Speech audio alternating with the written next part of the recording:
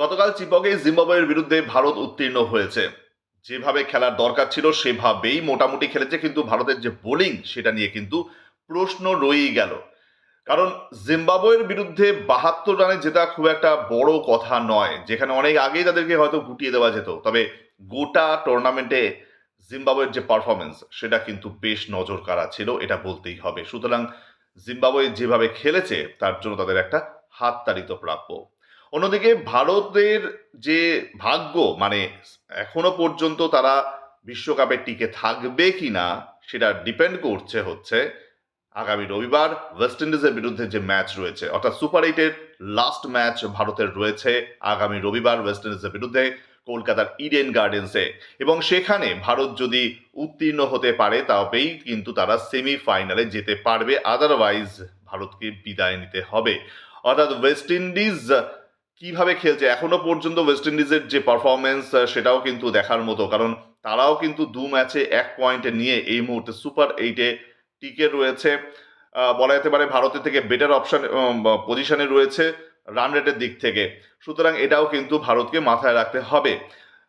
অন্যদিকে দক্ষিণ আফ্রিকা ইতিমধ্যেই চলে গেছে সেমিফাইনালে।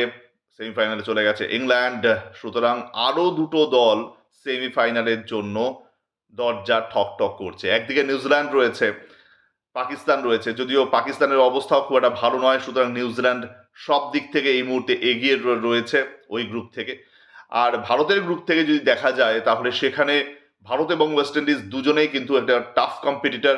সুতরাং মনে করা হচ্ছে যে ইডেনের যে ম্যাচ সেটা কিন্তু হাড্ডাহাড্ডি লড়াই হবে, কোনোভাবেই কিন্তু এটা এক পেশে হবে না। সুতরাং আর তার সব থেকে বড় ব্যাপার হচ্ছে ওয়েস্ট ইন্ডিজ এখনো পর্যন্ত কিন্তু মানে যে কোনো টি-20 বিশ্বকাপে ইডেন গার্ডেন্সে হারেনি, সেটাও মাথায় রাখতে হচ্ছে। সুতরাং যতই এটা ঘরের মাঠ হোক না কেন ভারতের জন্য, প্রশ্ন থেকেই যাবে ভারতের বোলিং নিয়ে। এবং তার সঙ্গে কালকে যে ব্যাটিং লাইন আপ খেলা হয়েছে, যে টিম কম্বিনেশনটা খেলানো হয়েছিল, সেটাকে যদি রাখা যায় তাহলে কিন্তু আদতে ভারতেরই ভালো হবে। সেটা কিন্তু বুঝতে হবে এবার গৌতম গম্ভীরকে।